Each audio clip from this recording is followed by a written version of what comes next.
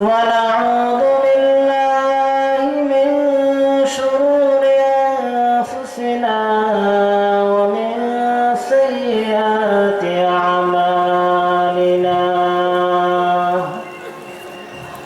من يهد الله فلا مضل له ومن يضلل فلا هادي له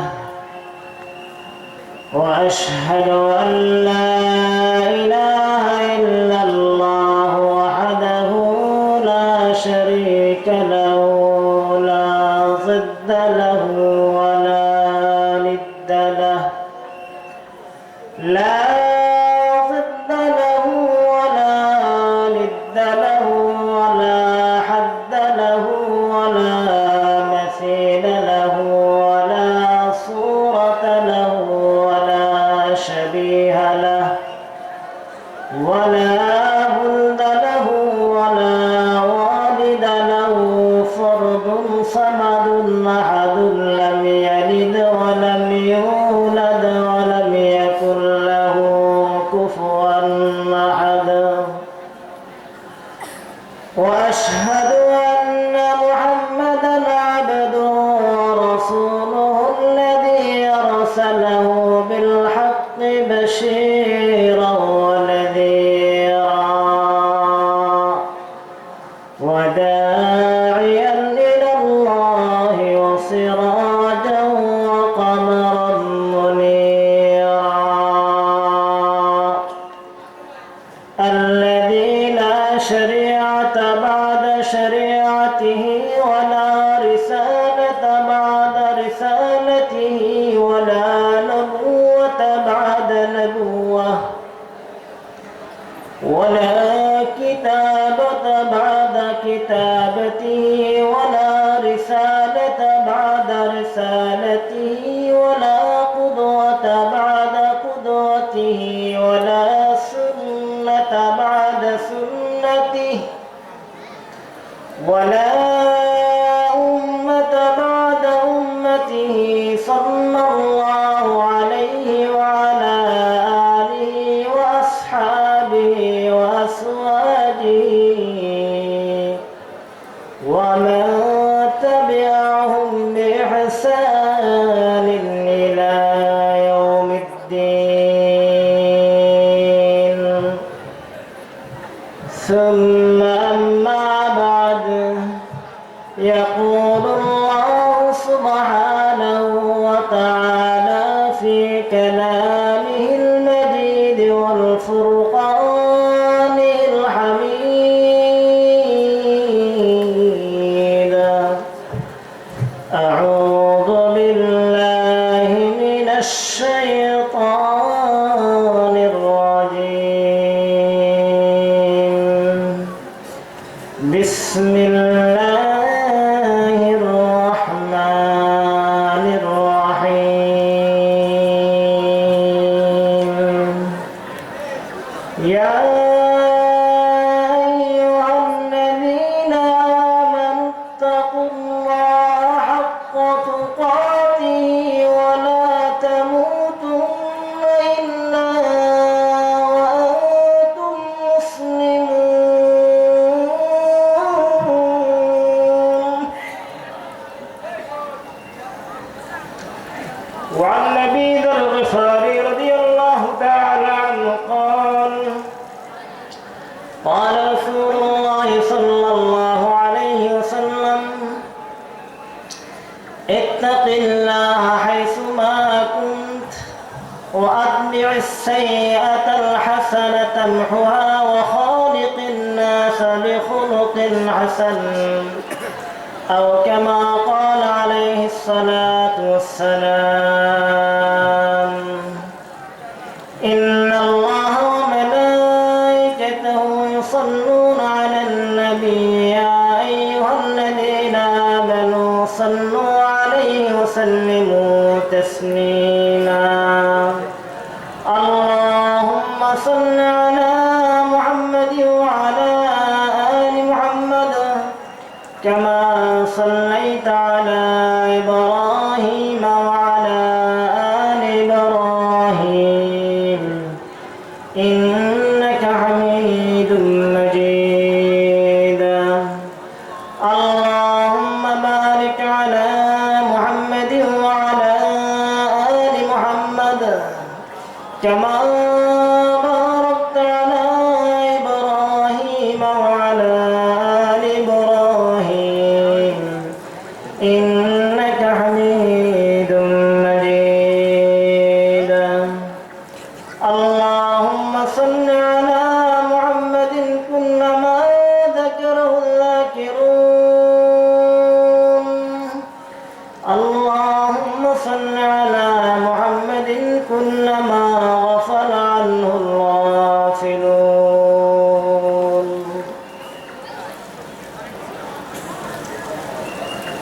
মুজাদ্দিদ জামান শাহ সুফি দরবেশ কারি হযরত আব্দুল কাদের রাহমাহুল্লাহ জাঙ্গারিয়া হুজুর এর প্রতিষ্ঠিত কাদেরিয়া দরবার শরীফের উদ্যোগে 2 দিন ব্যাপী 40তম ইসালে সব ও ওয়াজ মাহফিলের সম্মানিত সভাপতি এবং আমার সামনে উপবিষ্ট যশোর জেলার বিভিন্ন প্রান্ত থেকে আগত জ্ঞান পিপাসু, দিন পিপাসু, রসুল প্রেমিক এবং পর্দার আলের মা ও বোনেরা, রব্বে করিমের দরবারে অসংখ্য শুকরিয়া আদায় করছি যে রব্বে করিম আমাকে আপনাকে অনেক দয়া করে, মায়া করে, ভালোবেসে এই 2 দিন ব্যাপী ইসালে সওয়াবের মাহফিলে অংশগ্রহণ করার তৌফিক দান করেছেন। এই জন্য আমরা সবাই কালিমাতুশ শুকর আদায় করি আলহামদুলিল্লাহ। আপনাদের সংখ্যা যতটুকু, আওয়াজ যতটুকু আসে নাই, আর একটু আওয়াজ চাই আলহামদুলিল্লাহ। হাদিসের ভাষায় কোন বান্দা যদি ইখলাসের সাথে একবার আলহামদুলিল্লাহ বলে, আসমান ও জমিনে মধ্যখানে যে খালি জায়গা আছে তা নেক দ্বারা পরিপূর্ণ হয়ে যায়। এখন যদি আমরা আলহামদুলিল্লাহ বলতে কৃপণতা করি তাহলে তো চলবে না। অনেক কষ্ট করে আমরা দূর দূরান্ত থেকে এসেছি।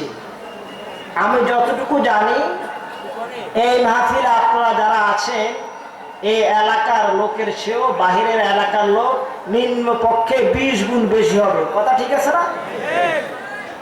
এখন আপনি ঘর ছাড়ে, বাড়ি ছাড়ে, স্ত্রী ছাড়ে, অনেকে স্ত্রীও নিয়ে আসছেন, এত কষ্ট করে আসছেন, যদি আলহামদুলিল্লাহ বলে সওয়াব অর্জন না করতে পারেন এর চেয়ে দুবার কি হতে পারে? আমি আপনাদের বয়সে অনেক ছোট,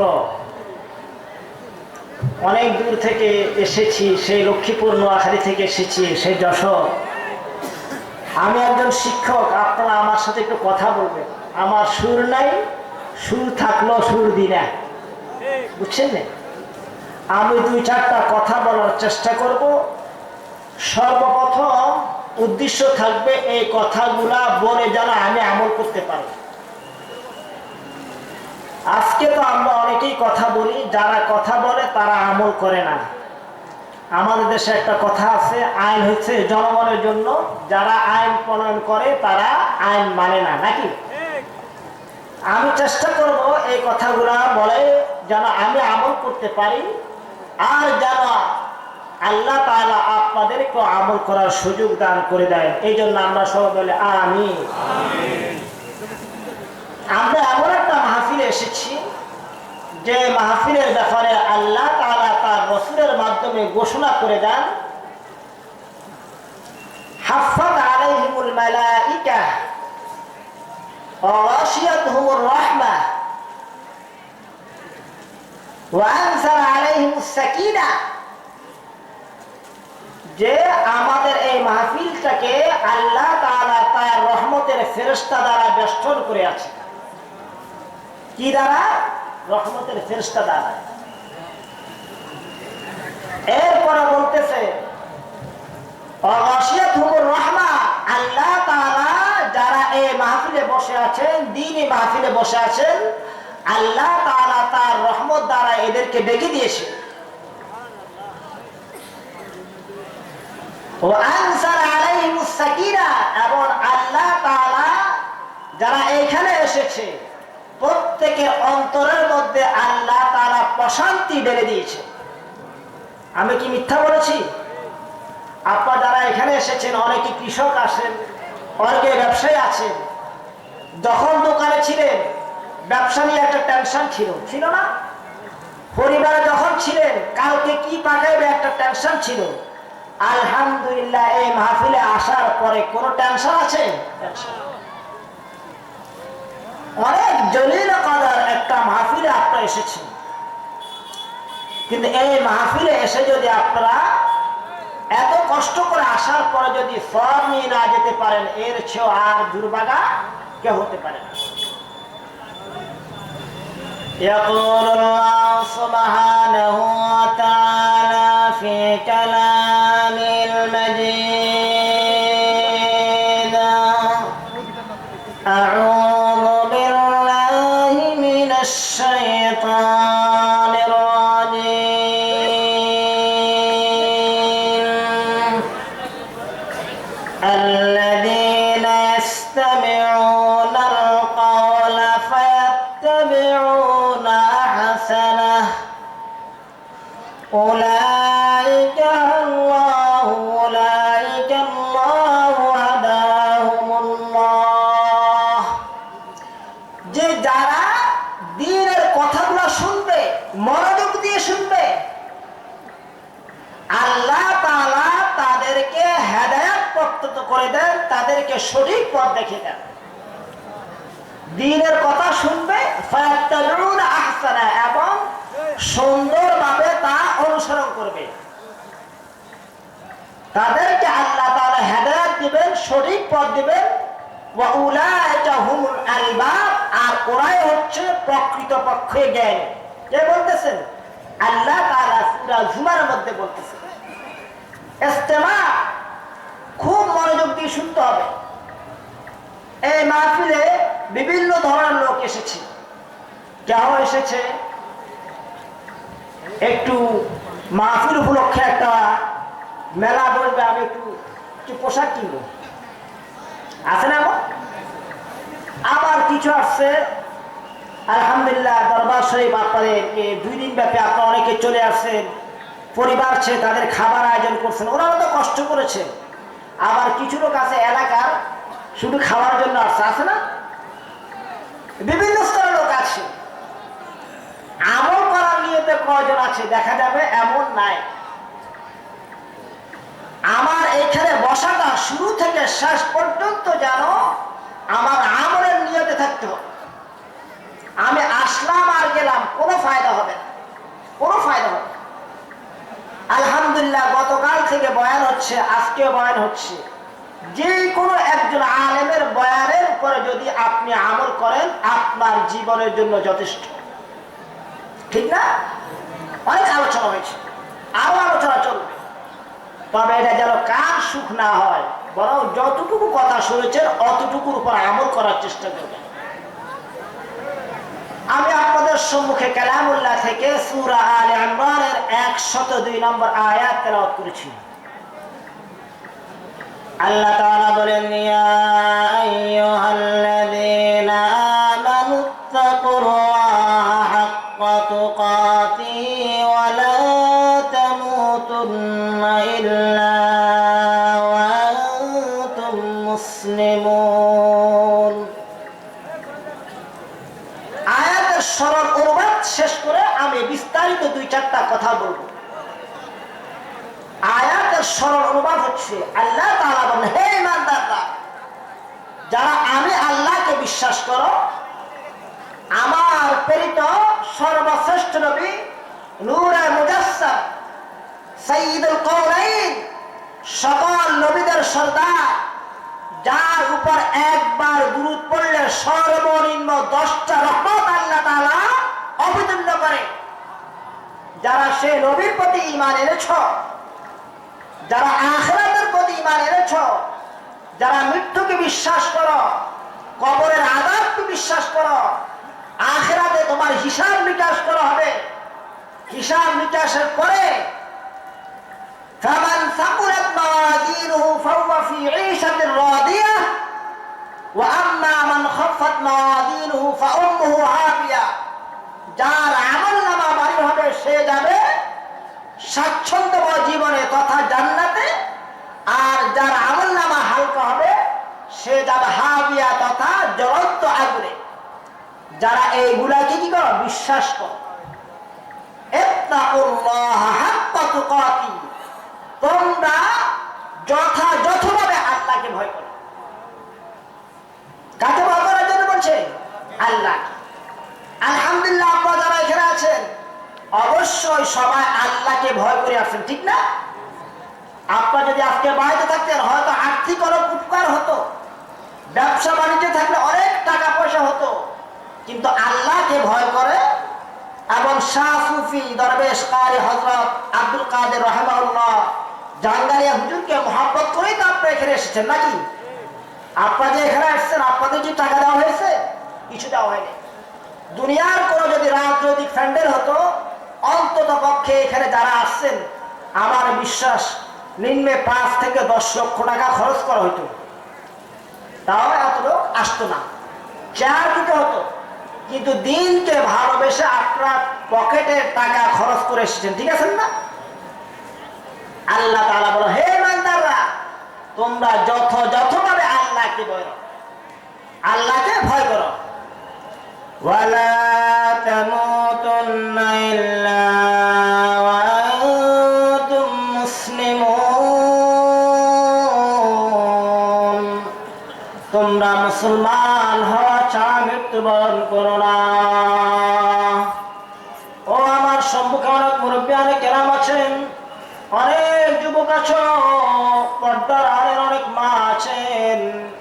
এই আয়াতে আল্লাহ তাআলা বলেন, ও আমার বান্দারা, আমানু দ্বারা নারী পুরুষ উভয়কে আল্লাহ তাআলা খেতাব করতেছেন, তোমরা আমাকে যথাযথভাবে ভয় করো, তোমরা মুসলমান হওয়া ছাড়া মৃত্যুবরণ করো না। আজকে আমরা মুসলমান দাবি করি, আমার 5 ওয়াক্ত ফরজ নামাজের মধ্যে যে সূরা ফাতিহা পড়তে হয় সেটা আমি শুদ্ধভাবে জানি না, আমি সুন্দরভাবে রুকু করতে পারি না, আমি সিজদা করতে পারি না, আমার মা মারা গেলে, আমার বাবা মারা গেলে মসজিদের ইমাম সাহেব আনা ছাড়া আমি একটু দোয়া করতে পারি না। পারি? অথচ এই আয়াতে আল্লাহ তাআলা বলে, প্রত্যেক ব্যক্তিকে, সে হুজুর হোক, পাবলিক হোক, কৃষক হোক, দোকানদার হোক, ব্যাংকার হোক, চাকরিজীবী হোক, শিক্ষিত হোক, অশিক্ষিত হোক, সবাইকে আল্লাহ তাআলা বলতেছে মুসলমান হওয়া ছাড়া মৃত্যুবরণ করো। উলামায়ে কেরাম দেখেন, আপনার আমার প্রতিটা মুহূর্ত আল্লাহকে যেন স্মরণ রাখি, আল্লাহকে যেন না ভুলি, এই আয়াতটা তাই প্রমাণ। প্রতিটা মুহূর্ত আপনি টয়লেটে যাবেন, আল্লাহকে ভুলতে পারবেন না। হুজুর টয়লেটে তো আমি যাব কেন, সেখানে আমি আল্লাহকে স্মরণ করব।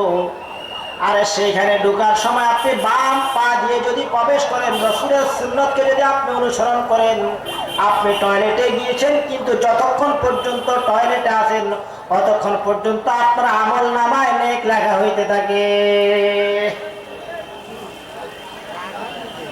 যেখানে রিসালাত সেটাই শরীয়ত, আল্লাহ রাসূল যেভাবে বলেছেন।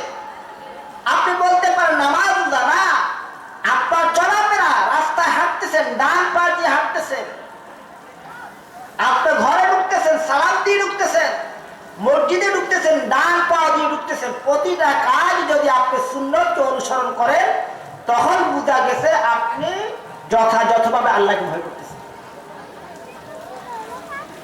উলামায়ে কেরাম বলতেছে যে প্রতিটা মুহূর্তে এমন একটা মুহূর্ত পাওয়া যাবে না আপনার আমার জীবনের যে মুহূর্ত আমি আল্লাহকে ভুলতে পারি।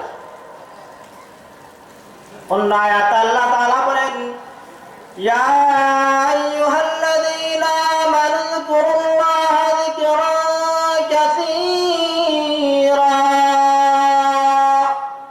ওয়াসাব্বিহুহু বুকরাতান ওয়া আসীলা।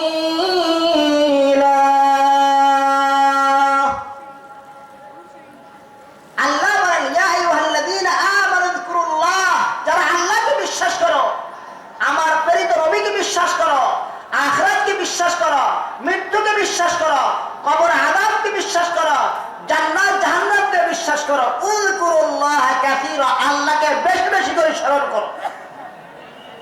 আচ্ছা বলেন তো বেশি কাকে বলে? আমাদের ঘরে যদি একটা বাচ্চা না খায়, আমরা বলি বাবা একটু বেশি বেশি করে খাও, বলি না? একটা ছেলে খেলে না, বলে বেশি বেশি করে খেলো। একটা ছেলে লেখে না, বেশি বেশি করে লেখো। একটা ছেলে পড়ে না, বলে কি বেশি বেশি করে পড়ো। ঠিক আছে না? এখন আমরা তো আল্লাহকে স্মরণ করি না। আমরা যদি জুমার মসজিদে যাই, হয়তো বা পিতা মাতার 40 হলে বা মিলাদ অনুষ্ঠান হলে আলেম ওলামা বললে আমরা আল্লাহকে স্মরণ করি না। আল্লাহকে প্রতি মুহূর্তে স্মরণ করতে হবে। আল্লাহ বলছে যিকরান কাসীরা, অধিক অধিক। বেশি কাকে বলে? আপনাদের এখান থেকে যদি আমি 10 জনকে দাঁড়া করাই, ভাই আপনার কাছে কত টাকা আছে? 10 জনে বলবে যে হুজুর আমার কাছে একটা টাকাও নেই। মনে করেন, তাহলে একটা টাকাও নাই, এটা একটা সীমা পাওয়া গেছে না? পাওয়া গেছে। আরেকজনের কাছে আছে 10 টাকা। বলেন তো যার কাছে 10 টাকা আছে, যাদের কাছে নাই তুলনামূলক তার কাছে বেশি আছে না? আবার যার কাছে 10 টাকা আছে, আরেকজনের কাছে যদি 50 টাকা থাকে, তাহলে 10 টাকার বেশি 50 টাকা না? আবার যার কাছে 50 টাকা আছে, আরেকজনের কাছে যদি 100 টাকা থাকে, তাহলে 50 টাকার তুলনায় 100 টাকা বেশি না? আবার যার কাছে 100 টাকা আছে, আরেকজনের কাছে 500 টাকা আছে, তাহলে 100 টাকার তুলনায় 500 টাকা বেশি না? তাহলে আমি এই উদাহরণ দেওয়ার উদ্দেশ্য হচ্ছে বেশির কোনো শেষ নাই, কমের শেষ আছে। আপনাকে আমার কথা বুঝে? আমি নোয়াখালীর মানুষ, হয়তো নোয়াখালীর 2-4টা কথা চলে আসতে পারে। কমের শেষ আছে, কারো কাছে কোনো টাকা নাই, এটা একটা শেষ আছে। কিন্তু বেশি, কারো কাছে 10 টাকা, কারো কাছে 50 টাকা, কারো কাছে 100 টাকা, কারো কাছে 500 টাকা, কারো কাছে 1000 টাকা, কারো কাছে 5000 টাকা, কারো কাছে 50,000 টাকা, কারো কাছে 1 লক্ষ টাকা, কারো কাছে 1 কোটি টাকা। তাহলে আমি এই কথা বলার উদ্দেশ্য হচ্ছে আল্লাহ বলছে বেশি বেশি করে স্মরণ করো। এই জন্য আপনি যদি বলেন হুজুর আমি তো সুবহানাল্লাহ 50 বার পড়ছেন, আপনি 50 বার পড়ছেন, আলহামদুলিল্লাহ, আমি আপনাকে ধন্যবাদ জানাই। তবে এমন আল্লাহর কিছু বান্দা আছে যে 500 বার সুবহানাল্লাহ বলে ফেলেছে। আপনি 50 বার বলে অহংকার করার কিছু নাই। আবার যিনি 500 বার সুবহানাল্লাহ বলে ফেলেছেন, উনি 500 বার সুবহানাল্লাহ বললেন, ভালো করেছেন, তবে এটার উপর তৃপ্তি হয়ে কোনো লাভ নাই। আল্লাহর এমন কিছু বান্দা আছে মাদামা লিসানুহু মুরতাবান বিযিকরিল্লাহ, আল্লাহ তাআলার এমন কিছু বান্দা আছে যারা সার্বক্ষণিক শুধু জিকির আর জিকির করে। দুনিয়ার কোনো কম্পিউটার, দুনিয়ার কোনো ক্যালকুলেটর হিসাব করতে পারবে না। পারবে? তার বেশি বেশি, কত বেশি? বেশির কোনো শেষ নাই, কমের শেষ। আজকে আপনারা বলছেন আব্দুল শাহ সুফি দরবেশ কারি আব্দুল কাদের রহমাহুল্লাহ জাঙ্গালিয়া, উনি কি একদিন মাহফিলে আসে কি সুফি সাহেব হয়েছে? একদিন? আমি শুনে আশ্চর্য হয়েছি। আমার কাছে সংবাদ আছে এই লোকটা নাকি তার জীবনে কোনো কিছুই করে না, নিজের নামে নাকি একটা দলিল করে নাই। ওটা কি সত্য? তাহলে উনি আমার মতো আপনার মতো একদিনে মাহফিল এসে আল্লাহ হয়ে গেছে? ভাই আপনার আমার কথা রাগ করবেন না, আমি অনেক দূর থেকে এসেছি, 2-4টা কথা গোছানো কথা বলবো। যেভাবে একটা লোক একদিন কৃষিকাজ করলে তাকে কৃষক বলা হয় না, একটা লোক একদিন মাছ ধরলে তাকে ঝেড়ে বলা হয় না, একটা লোক একদিন গাড়ি চালাইলে তাকে ড্রাইভার বলা হয় না,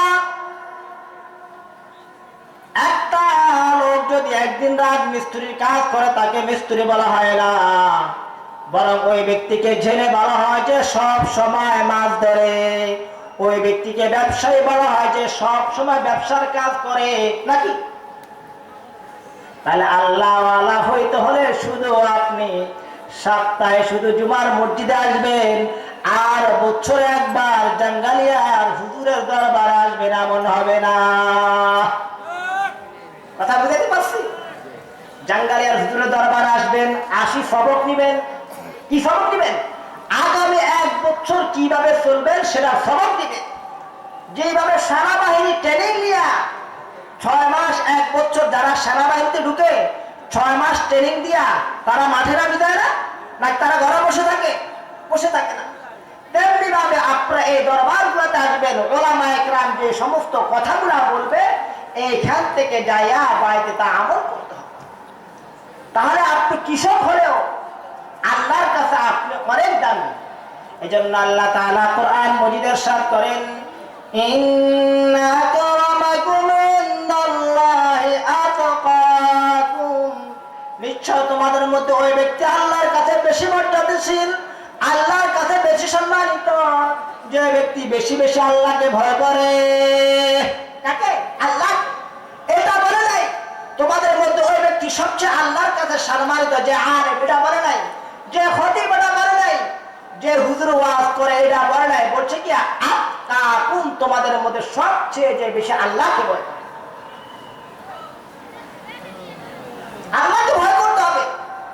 আপনি কৃষিকাজ করতেছেন, আল্লাহকে ভয় করতে হবে। আপনি ঘরে গিয়েছেন, আপনার স্ত্রীর সাথে কোন ভাষায় কথা বলবেন ভয় করতে হবে। সব ফলে যদি আপনি আল্লাহকে ভয় করেন তখন হবেন আপনি আল্লাহওয়ালা, এর আগে সম্ভব নয়। যেভাবে ফাঁকে ফাঁকে আমি তো মাছ ধরি, আমি কি জানি না?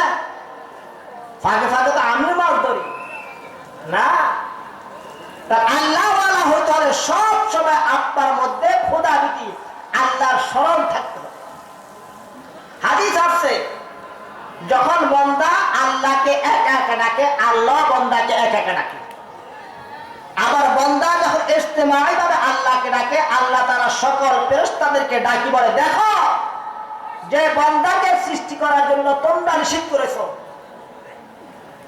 আতাজালু ফিহা মান ইউফসিদু ফিহা ওয়া ইয়াসফিকুদ দিমাআ ওয়া নাহনু নুসাব্বিহু বিহামদিকা ওয়া নুqaddisu লাক ক্বালা ইন্নী আ'লামু মা লা তা'লামুন।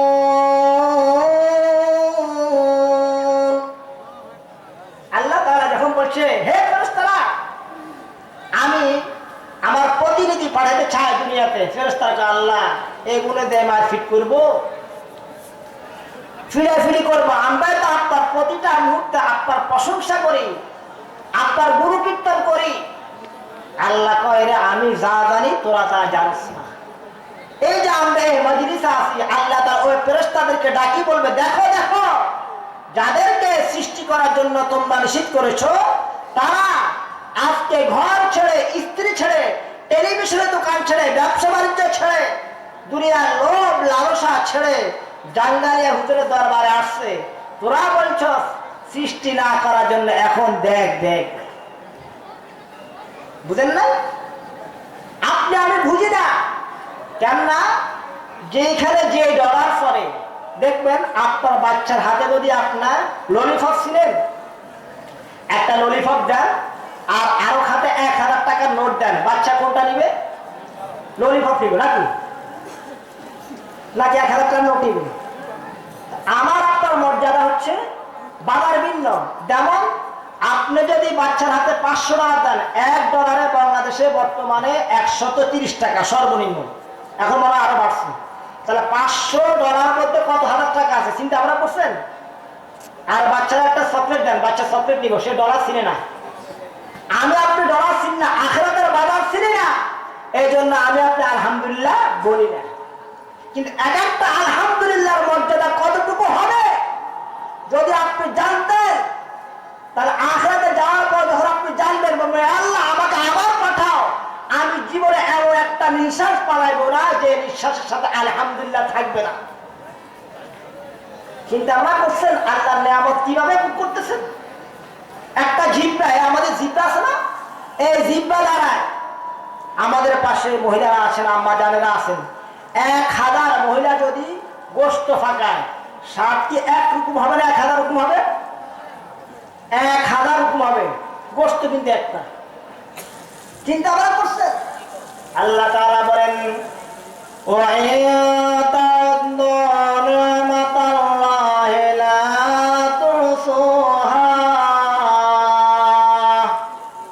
তোমরা যদি যদি আল্লাহর নিয়ামতকে বর্ণনা করো, আল্লাহ তাআলা তোমাদেরকে যে অসংখ্য নিয়ামত দিয়েছেন, তোমরা সেই নিয়ামতের শুকরিয়া, সেই নিয়ামতের উপকারিতা তোমরা মনে শেষ করতে পারবে না। একটা জিহ্বায় যত হাজার, দেখেন আপনি আম খাইছেন একটা স্বাদ, জাম খাইছেন একটা স্বাদ, কাঁঠাল খাইছেন একটা স্বাদ, যত জিনিস খাইছেন স্বাদ ভিন্ন না? জিহ্বা কয়টা? একটা। আরগুলো আমি বাদ দিলাম, শুধু জিহ্বাটা।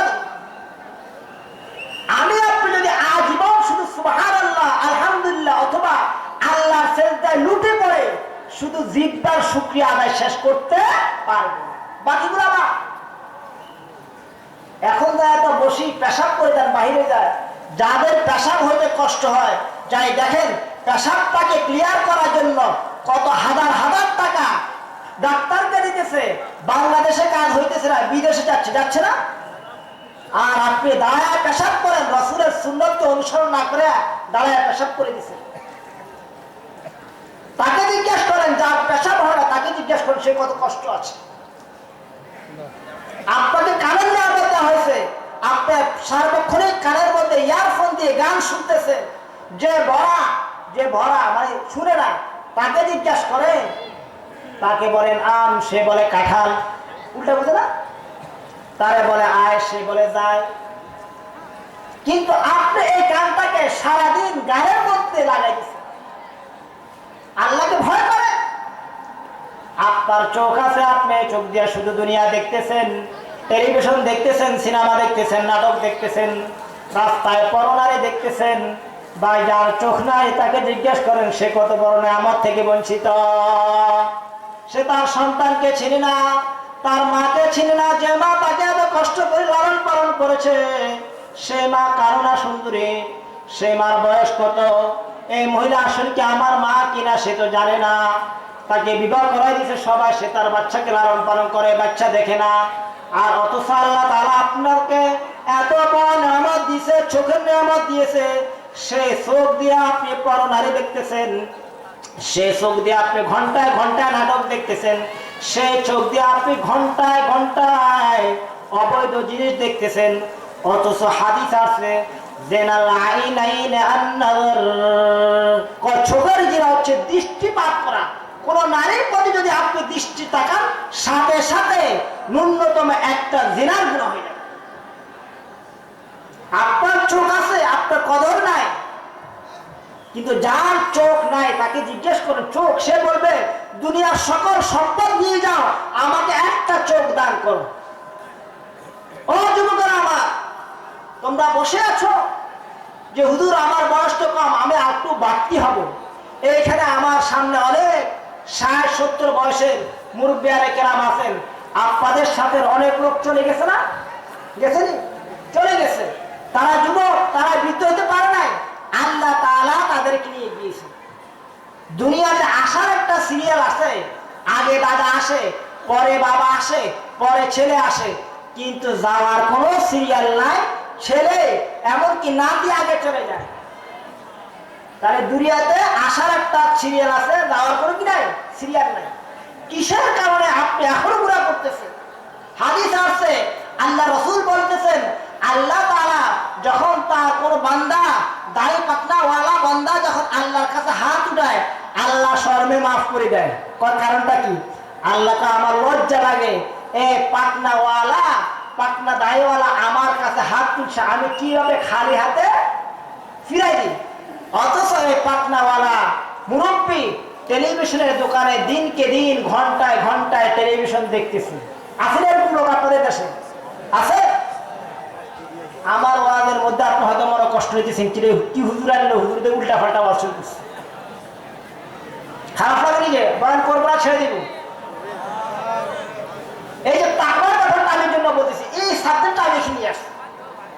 খোদাবিধি ছাড়া দুনিয়ার কোন আইন সমাজ থেকে সন্ত্রাস নির্মূল, চুরিদারি কিছু নিতে পারবে না যতক্ষণ পর্যন্ত খোদাবিধি না আসবে। খোদাবিধির দুই একটা উদাহরণ দিব আমি আপনাদেরকে। ইমাম আবু হানিফা রহমতুল্লাহ আলাইহি, যাকে ইমাম আযম বলা হয়, ওনার ব্যবসার কাজ করতেন, কাপড়ের ব্যবসা করতেন। তো উনি একটা কর্মচারী রেখেছেন, যে কর্মচারী, উনি তো হাদিসের দরস নিয়ে, ফিকহের মাসালা নিয়ে ব্যস্ত থাকতেন, আর কর্মচারী রাখছেন। ওই ইনকাম দিয়ে উনি নিজে চলতেন এবং ছাত্রদেরকে চালাইতেন, আর দ্বীনি আলেম মানুষকে শিখাইয়া কোনো পয়সা দিতেন না। দেখেন আল্লাহ ওয়ালার উপর চিন্তা আমরা দেখেন। একদিন উনি কাপড় বিক্রি করতেছিলেন, কাপড়ের মধ্যে ত্রুটি আছে, মানে একখান দিয়ে একটু খুঁজ আছে বা দোষ আছে। তো উনি ওনার কর্মচারীকে বলছে, এই কাপড়টার মধ্যে ত্রুটি আছে, যে নিবে তাকে বলি দিবে এবং দাম কম রাখবে, দাম কম রাখবে। উনি কিছুক্ষণ পর এসে দেখছেন কাপড় বিক্রি হয়ে গেছে। কর্মচারীকে বলল, তুমি যে কাপড় বিক্রি করছো, এই কাপড়ের দাম কত বিক্রি করছো? কয়, হুজুর আমার তো খেয়াল নাই, আমি তো ভুলে গেছি, আমি ভালোগুলা যে দামে বিক্রি করছি, এই কাপড়টা সেই দামে বিক্রি করছি। ইমাম আযম আবু হানিফা রাহমাতুল্লাহ আলাইহি পুনরায় আছে, উনি একাধারে এক মাসে যত ব্যবসা করছেন সব সদকা করে দিয়েছেন। আর এক রাওয়াত ওই থানের যত কাপড় ছিল, সেই কাপড় বিক্রি করে যত ব্যবসা হয়েছে সকল ব্যবসা উনি গরিবদের মাঝে দান করে দিয়েছেন। আর আমরা ব্যবসায়ীরা, রমজান মাস আসতেছে, প্রত্যেকটা জিনিসের দাম আমরা বাড়াই দিই না, অথচ আমাদের কমানোর কথা। আমি এক সময় দুবাইতে ছিলাম, তো হিন্দুদের সাথে কিছু কাজ কারবার করছি। তোরা বলতেছে, হুজুর আপনারা তো মুসলমান, আমরা তো হিন্দু, ওদের বড় পুজো হচ্ছে দেওয়ালি, দেওয়ালি বলে, আমরা বলি দুর্গা পূজা, তারা বলে দেওয়ালি। যে দেওয়ালি পূজার সময় আমাদের প্রত্যেকটা পণ্যের দাম কমাই দিই। আমি কই কারণটা কি? কই দুইটা কারণ। একটা হচ্ছে সেল বেশি হয়, মানে কি ব্যবসা বেশি হইতেছে। আগে চাল যদি ডেলি 10 মণ বিক্রি করতাম, এখন চাল ডেলি 50 মণ বিক্রি হচ্ছে। তাহলে আমরা ব্যবসা কম করলে তো বেশি বিক্রি হচ্ছে, লাভ আসতেছে। আরেকটা হচ্ছে শ্রদ্ধা করি, ধর্মকে সম্মান করি, কিছু কমাই দিই। আমি কই আমাদের দেশে উল্টা। কিরকম? আমি কই আমাদের দেশে হচ্ছে কি, রমজান মাসে তো শসা খাইবে ইফতারির সময়, শসা না হলে চলবে না। এখন শসার কেজি 30 টাকা, রমজানে 80 টাকা, কথা ঠিক কিনা? ছোলার কেজি এখন 120 টাকা হয়ে গেছে। খেজুর কেজি ওই 1 বছর ব্যবসা করে নাই, রমজানকে রেখে তারা ব্যবসা করছে। অথচ আল্লাহ তাআলা বলেন, ইয়া আইয়ুহাল্লাযীনা আমানু কুতিবা আলাইকুমুস সিয়ামু কামা কুতিবা আলাল্লাযীনা মিন ক্বাবলিকুম লাআল্লাকুম তাত্তাকুন। আল্লাহ তাআলা বলেন, হে ঈমানদাররা, তোমাদের উপর রোজাকে ফরজ করা হয়েছে যেমনিভাবে তোমাদের পূর্ব যুগের উপরে রোজাকে ফরজ করা হয়েছে। কি জন্য? লাআল্লাকুম তাত্তাকুন, যেন তোমরা আল্লাহকে বেশি বেশি ভয় করো। অথচ দেখবেন এখন প্রত্যেকটা জিনিসের দাম বেড়ে গেছে। খেজুরের দাম বেড়ে গেছে, মশার ডালের দাম বেড়ে গেছে, ট্যাংয়ের দাম বেড়ে গেছে, সব বেড়ে গেছে। এমন ভয় করছি আমরা, আল্লাহু আকবার। আমরা নামে মুসলমান, কিন্তু কামে অবস্থা আমাদের খুবই করুণ, খুবই করুণ অবস্থা। আল্লাহ আল্লাহ তার যথাযথ যে অবস্থা আছে, সব অবস্থা আপনি আপনার শুধু মসজিদে আল্লাহকে ভয় করবেন না, আমার সামনে আপনি আল্লাহকে ভয় করবেন না, যেখানে যাবেন সেখানে আল্লাহকে ভয় করতে হবে। আমরা অনেক সময় দেখবেন বাচ্চাদেরকে মোবাইল ছাড়াতে নিষেধ করি না? বাচ্চারা তো চালাক, বাচ্চারা কি করে, বইয়ের ভিতরে মোবাইল রাখি দেয়, দেখে তো দেখা যায় বাচ্চা রুমের সাথে বাবার রুম বা মায়ের রুমের সাথে কি পর্দা থাকে, কি থাকে, পর্দা থাকে। পর্দা না দিছে রাস্তায় কি করছে, অথচ কিছুক্ষণ পরে দেখছে তার মাও আসে নাই, বাবাও আসে নাই। এই যে পর্দা নড়ছে, হয়তো বিড়ালে পর্দা না আসে অথবা বাতাসে পর্দা না আসে। দেখেন, বাতাসে অথবা বিড়ালে পর্দা না আসার সাথে সাথে সে মোবাইলকে বন্ধ করে পালাইছে। কিন্তু এই বাচ্চা যদি না জানতো আমার আল্লাহকে আমাকে দেখছে, আমার আল্লাহ তো আমাকে দেখতেছে, তাহলে সে কখনো মোবাইল ধরতো। আমরা আমাদের পিতা মাতাকে যত কাছে মনে করি, আমাদের পুলিশ প্রশাসনকে যত কাছে মনে করি, রাজনৈতিক নেতাকে যত কাছে মনে করি, আল্লাহকে আমরা এত কাছে মনে করি না। যদি মনে করতাম কখনোই আমাদের দ্বারায় গুনাহ হতো না। ইমাম আবু হানিফা রাহমাতুল্লাহ আলাইহি যে কথাটা বলেছে দেখছেন কি ব্যাপার? ওই যত টাকা ইনকাম করছেন, ব্যবসা হয়েছে, লাভ এবং লোকসান তো নয়, চালান সহ উনি সব আল্লাহর পথে ব্যয় করেছে। কি জন্য? ভয় কারণে নাকি? আবু বকর রাদিয়াল্লাহু তাআলা যখন খলিফাতুল মুসলিমিন হয়েছেন, তখন মদিনার মধ্যে কি হয়েছে? দুর্ভিক্ষ দেখা দিছে। কি দেখা দিছে? দুর্ভিক্ষ দেখা দিছে। ওসমান রাদিয়াল্লাহু তাআলা ছিলেন সবচেয়ে বড় ব্যবসায়ী। উনি সিরিয়া থেকে ওনার ওট ভর্তি মালামাল আসছে। আসার পরে উনি যখন মদিনাতে ঢুকছে, সবাই বলতেছে যেটা 1 টাকা দিয়ে কিনেছ সেটা আমরা 2 টাকা দেব। কয় না, আমি রাজি নয়। কয় যেটা 1 টাকা দিয়ে কিনেছ সেটা আমরা 3 টাকা দেব। এইভাবে বাড়াইতে 5 টাকা বাড়াইছে। কত বাড়াইছে? 5 টাকা, মানে 1 টাকায় 5 টাকা। উনি বলতেছেন তোমরা 1 টাকায় 5 টাকা রাজি হইছ, কিন্তু আমার সাথে এমন একটা ক্রেতার সাক্ষাৎ আছে যে ক্রেতা এটাকে 1 টাকার জিনিসকে 10 টাকা দিয়ে কিনতে পারবে। এখন সেই ব্যবসায়ীরা বললে, এমন কোন ব্যবসায়ী আছে আমাদের চেয়ে বড় ব্যবসায়ী, যে ব্যবসায়ী 1 টাকার মাল কয় টাকা দিয়ে কিনবে? 10 টাকা দিয়ে। ব্যবসা করবে কোত্থেকে? মানুষ প্রয়োজনে না খাই করবে, কিন্তু এত দাম দিয়ে কিনবে না। তো বলতেছে আচ্ছা কে বলো? আমার রব, যে রব বলতেছেন কোন বান্দা যদি 1টা নেক আমল করে, আল্লাহ তাআলা তাকে সর্বনিম্ন 10টা নেকি দেন। তোমরা সবাই সাক্ষী দাও হে মদিনার ব্যবসায়ীরা, এই দুর্ভিক্ষের কারণে মানুষ খাইতে পারতেছে না, আমার ব্যবসা আবার আল্লাহর সাথে হবে। আমি আমার ওই বোলাই যত সম্পদ এনেছি ব্যবসায়িক, সব আল্লাহর পথে গরিবদেরকে আমি দান করে দিয়েছি।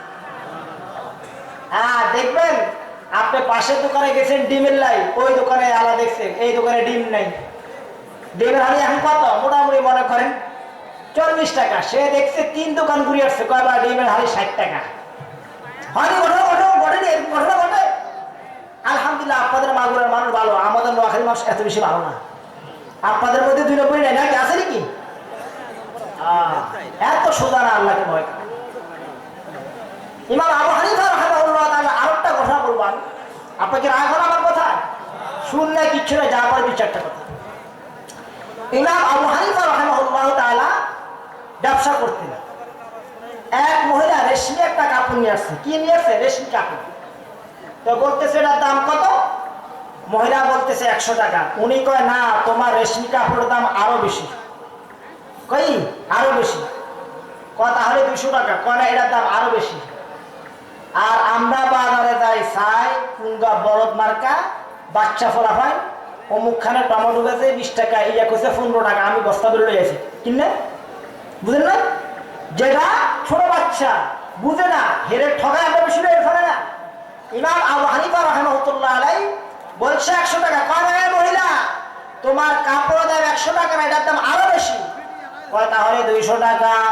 কয় না, ও মহিলা তুমি এত চালাক মহিলা না, তুমি তো জানো না তোমার কাপড়ের দাম কত টাকা, আরো বলো। মহিলা কয় আচ্ছা 300 টাকা দাও।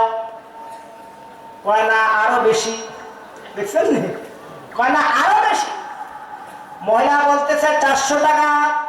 বলতেছে আরো বেশি। মহিলা কয় এ আবু হানিফা, তুমি কি আমার সাথে মস্কারি করতেছি কিনা?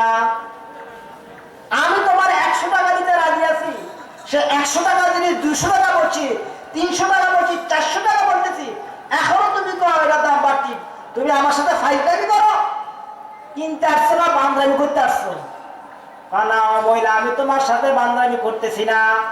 আরেকটা ব্যক্তিকে আনো, সে ব্যক্তি এমন ব্যক্তি আনতে হবে যে ব্যবসা বুঝে, যেন তুমিও না ঠগো আমিও না ঠগি, তুমি যেন লোকসান না খাও আমি যেন লোকসান না খাই। কত ঠিক আছে একটা দোকানে। তৃতীয় আরেকটা লোককে নিয়ে আসছে মহিলা, সেই ব্যবসায়ী বলল এটার দাম 500 টাকা। ইমাম আবু হানিফা কয় এবার ঠিক আছে। এবার ইমাম আবু হানিফা সেটাকে 500 টাকা দিয়ে কিনে আনছে। কাকে ভয় করছে? দুনিয়ার মানুষকে না, আল্লাহকে ভয় করছে। আল্লাহকে ভয় করছে, এই জন্য এই কাজটা করছে।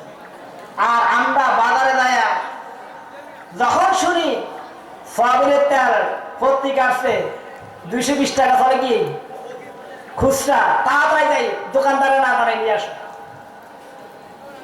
সেলটা দিতে দিতে আমরা কালো হয়ে যাই, কিন্তু 2 নম্বরের মধ্যে আমরা কম নাই। ইয়া আইয়ুহাল্লাযীনা আমানু তাকুল্লাহা হাক্কা তুকাতিহি ওয়া লা তামুতুন্না ইল্লা ওয়া আনতুম মুসলিমুন। খবরদার, মুসলমান হওয়া সত্ত্বেও, মুসলমান হওয়া ছাড়া মৃত্যুবরণ করো না। আপনাদের মধ্যে একজন দাঁড়ান, আমি সবাইকে সাক্ষী রাখি বলবো, একজন দাঁড়ান, হুজুর আমি আগামীকালকে সকাল পর্যন্ত বাঁচবো, একজন দাঁড়ান আছেন? গ্যারান্টি দিতে পারবেন? পারবেন না। আল্লাহ বলছে ওয়ালা তামুতুন্না ইল্লা ওয়া আনতুম মুসলিমুন, তোমরা মুসলমান হওয়া ছাড়া মৃত্যুবরণ করো না। অর্থটা কি? সব সময় মুসলমান থাকো। বলা যায় না তোমার মৃত্যু রাস্তায় হতে পারে, তোমার মৃত্যু খেতে হতে পারে, তোমার মৃত্যু হুন্ডাটিতে হতে পারে, তোমার মৃত্যু পুকুরে ডুবে হতে পারে, তোমার মৃত্যু তোমার ঘরের মধ্যে হতে পারে, অথবা মসজিদে হতে পারে। তুমি কি জানো? জানো না। তোমার মৃত্যু, তোমার বয়স এখন 18 বছর, এখনো হতে পারে। তোমার বয়স 5 বছর, এখনো হতে পারে। তোমার বয়স 50 বছর, এখনো হতে পারে। তোমার বয়স 80 বছর হতে পারে। সুতরাং তুমি সর্ব অবস্থায় বয়সের দিকে না তাকায়া সর্ব অবস্থায় তুমি মুসলমান থাকো। তুমি কি জানো তোমার মৃত্যু মসজিদে হবে? তুমি কি জানো? তুমি কি জানো তোমার মৃত্যু রাস্তা হবে? তুমি কি জানো তোমার মৃত্যু হাসপাতাল হবে? তাহলে হাসপাতালে গেলে তুমি মুসলমান, মসজিদে গেলে মুসলমান। কিন্তু আমরা মসজিদে ঢুকলে মুসলমান, মসজিদ থেকে বাইরে হলে বলে আস্থা সুদখোর, কই আস্থা বাটফা, আস্থা বলে না। তাহলে আমরা মসজিদে মুসল্লি, বাহিরে বাটফা। এখন বলেন আপনি নিশ্চয়তা দিতে পারবেন আপনার মৃত্যুটা মসজিদে হবে? কখনোই না। এখানে তো অনেক আছে, এই এলাকা কয়জন লোক মসজিদে মারা গেছে? বাংলাদেশের স্বাধীনতার পরে সর্বোচ্চ 5-10 জন। আর লোকগুলো কোথায় হচ্ছে? হয় রাস্তা, নয় হাসপাতালে, নয় বাড়িতে। আমার বলার উদ্দেশ্য হচ্ছে আপনি যে অবস্থায় থাকেন না কেন, আপনি আপনার স্ত্রীর কাছে আছেন, আপনি আপনার মেয়ের কাছে আছেন, আপনি ধান খেতে আছেন, পাট খেতে আছেন, আপনি মাছ ধরতে আছেন, যেখানে থাকেন না কেন সর্ব অবস্থা আল্লাহ বলে। সর্ব অবস্থা কাকে বলে? এটা যতক্ষণ পর্যন্ত আমার মাঝে আপনার মাঝে আসবে না, ততক্ষণ পর্যন্ত আমরা প্রকৃত মুমিন হতে পারবে না। ওয়াউদিআল কিতাবু ফাতারাল মুজরিমিনা মুশফিকিনা মিম্মা ফীহি ওয়া ইয়াকুলুনা ইয়া ওয়াইলাতানা মা লিহাদাল কিতাব। কিয়ামতের দিন যখন অপরাধীর কাছে তার কিতাবকে রাখা হবে, তার আমলনামাকে রাখা হবে, সে বলবে ইয়া ওয়াইলাতানা, আমার কি হলো, আমার ধ্বংস হয়ে যা। মা লিহাদাল কিতাব, এই কিতাবের কি হলো? এই কিতাবের মধ্যে লা ইউগাদিরু সাগীরাতান ওয়ালা কাবীরাতান ইল্লা আহসাহা, আমার জীবনের যত আমল করেছি প্রত্যেকটা আমল ফাই ফাই এখানে লেখা হয়েছে। বিশ্বাস হয় না? বিশ্বাস হবে। এবার একটা উদাহরণ দিই। আপনারা মোবাইল ব্যবহার করেন? করেননি?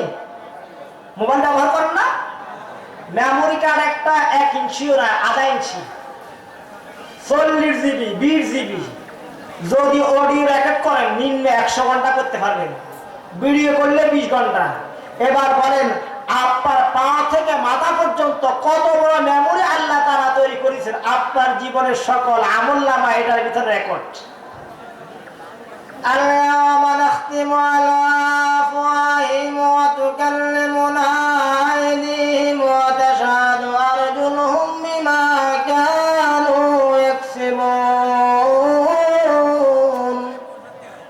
দুনিয়াতে আমরা মা বাবার সাথে মিথ্যা কথা বলি, হুজুর সাথে মিথ্যা কথা বলি, পুলিশের সামনে মিথ্যা কথা বলি, রাজনৈতিক নেতার সামনে মিথ্যা কথা বলি।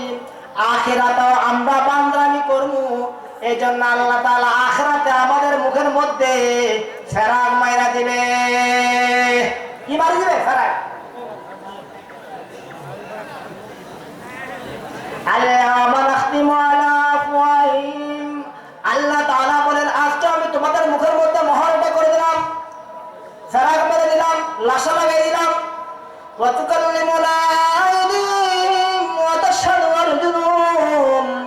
আজকে তোমাদের হাত আমার সামনে কথা বলবে। এ হাত দ্বারা কোন মহিলাকে টাচ করেছো, এ হাত দ্বারা কার প্রতি তুমি অন্যায় ভাবে কাকে মেরেছো, এ হাত দ্বারা কার সম্পদকে তুমি চুরি করেছো, এ হাত দ্বারা কার গাছের পর তার বিনা অনুমতি তুমি নিয়েছো, এ হাত বলে দিবে। তোমার পা তোমার বিরুদ্ধে আজকে সাক্ষ্য দিবে। তুমি রাতের আধারে কোন মহিলার ঘরে গিয়েছো, রাতের আধারে কার দোকানে যায় তুমি চুরি করেছো, রাতের আধারে কার খেতে যায় তুমি চুরি করেছো। আজকে তোমার পাও কথা বলবে। আল্লাহু আকবার। চিন্তা করে রাজনৈতিক বক্তব্য না। দেখছেন কত বড় মন্ত্রী এনছি, রিমান্ডের হিসাব করে আমার দোষ নাই উপরওয়ালা। দেখছেন নি দুনিয়ার রিমান্ড আর আল্লাহ রিমান্ড কেমন হবে? وقالوا لجلودهم لما شهدتم علينا قالوا أنطقنا الله أنطق كل شيء। এই যে চামড়ার মধ্যে আমি আপনি কত লোশন মাখি, কত ফেয়ারান লাভলি মাখি, হে মেয়েরা চেহারার মধ্যে তুমি লোশন মাখিয়া পরপুরুষকে আকর্ষণ করো,